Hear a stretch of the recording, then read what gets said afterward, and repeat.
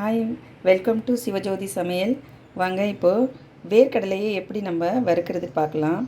பீச்சிலலாம் வேர்க்கடலை வறுத்து தருவாங்க இல்லையா, அது ரொம்ப அருமையாக இருக்கும். அது வந்து நம்ம வீட்லேயே எப்படி வறுக்கிறதுன்ட்டு நான் இப்போ உங்களுக்கு சொல்லித்தரேன்.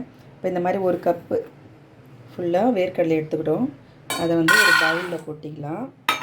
பவுலில் கொட்டிட்டு இந்த உப்பில் வச்சு தான் நம்ம வறுக்க போகிறோம். நான் வந்து டாட்டா சால்ட்டு தான் எடுத்திருக்கேன். மணல் இல்லை, அது இதில் தண்ணி ஊற்றி ஒரு 2 நிமிஷம் அப்படியே இருக்கட்டும்னுட்டு தண்ணியை வடிகட்டிடணும். பாருங்கள், இந்த கொஞ்சம் தண்ணி இருக்குது இல்லையா அடியில், இந்த கொஞ்சம் தண்ணியே வந்து நம்ம ஒரு 1/2 அன் ஹவருக்கு குலுக்கி கொடுத்து விடலாம். அது வந்து என்ன ஆகுனா பரவலாக எல்லா வேர்க்கடலையும் கொஞ்சம் லைட்டாக ஊறி இருக்கும். ரொம்பவும் ஊறிட்டாக்கா உப்பு வந்து ரொம்ப இழுத்துரும்.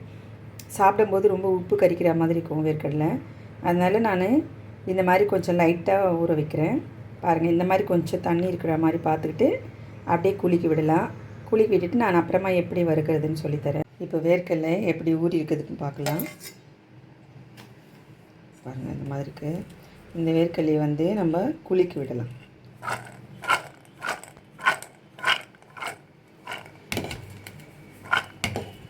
பாருங்கள், குலுக்கி விட்டோடனே தண்ணி இல்லை, கொஞ்சம் தண்ணி இருந்தது இல்லையா, நம்ம வச்சோம் இல்லையா கொஞ்சம் தண்ணி, அது எதுவுமே இல்லை. பாருங்கள், அப்படியே இழுத்துன்னு இருக்குது. இப்போ என்ன பண்ணணும்னா இதை அப்படியே விடக்கூடாது. இதை வந்து ஒரு காட்டன் துணியில் நம்ம கொட்டி வச்சிடலாம். ஏன்னா கொஞ்சம் தண்ணி இருந்ததுன்னா கூட அதை இழுத்துக்கும். பாருங்கள், காட்டன் துணியில் நம்ம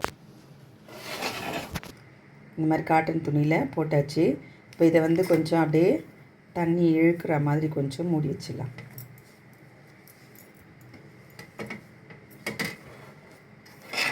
அப்படி இருக்கட்டும். இப்போ அடுத்து கடாய் போட்டுடலாம்.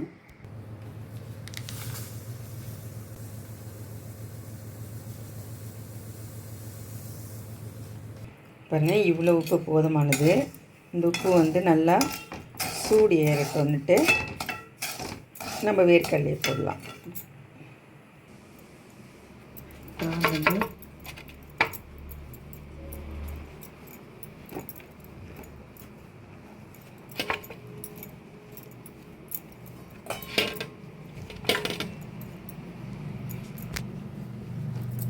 இந்த மாதிரி ட்ரையாக இருக்கும்.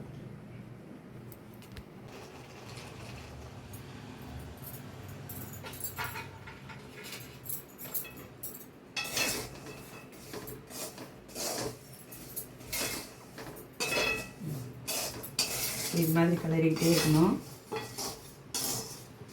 இந்த உப்பு மேலெல்லாம் பார்த்தீங்கன்னா இது ஈரம், இந்த உப்பு வந்து அந்த மாதிரியே பண்ணும்.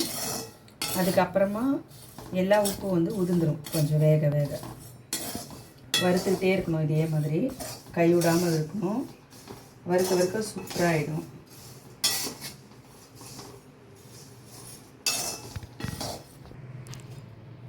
பாருங்கள், பார்க்கவே இவ்வளோ அழகாக இருக்குது. பாருங்கள்,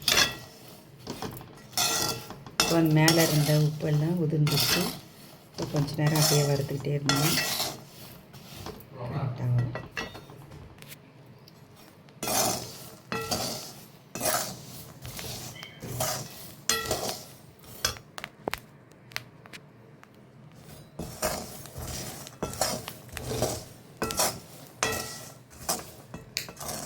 பாருங்கள், சவுண்டு கேட்குதா டப்புன்னு.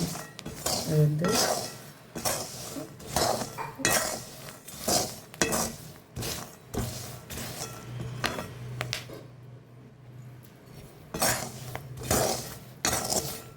பாருங்கள், வேகிற சவுண்டு நல்லா டப்புன்னு சவுண்டு கேட்குது. பாருங்கள்,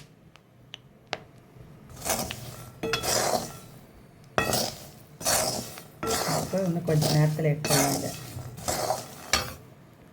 பாருங்கள், இதனுடைய கலர் வந்து கொஞ்சம் சேஞ்ச் ஆகிருக்கா. இப்போ வந்து நான் சிம்மில் வச்சுட்டேன். சிம்மில் வச்சுட்டு எடுத்து பாருங்கள், இந்த மாதிரி தனியாக வரணும். வந்துட்டு கொஞ்சம் சிம்லேயே வந்து நம்ம ஒரு 2 திருப்பிட்டு எடுத்துடலாம். பாருங்கள், கரெக்டான பழத்தில் வறுத்துட்டோம். இப்போ இதை எடுத்துடலாம். எடுத்து தனியாக வச்சிடலாம். பாருங்கள், ரொம்ப அருமையாக வந்திருக்கு. பாருங்கள், பார்க்கவே சாப்பிடணும் போல தோணுதில்ல. சூப்பராக இருக்குது.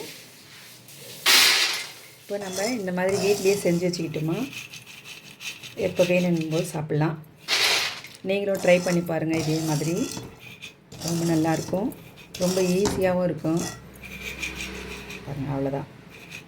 இதை வந்து நம்ம இந்த உப்பு இது வேஸ்ட்டு கிடையாது. இதை நம்ம வச்சுக்கிட்டோமா அடுத்த தடவை நம்ம இதை வறுக்கிறதுக்கே யூஸ் பண்ணிடலாம். ஒன்றும் இது வந்து வேஸ்ட்டு கிடையாது. பாருங்கள், இந்த மாதிரி வரும். இப்போ எடுக்கும்போது பாருங்கள்,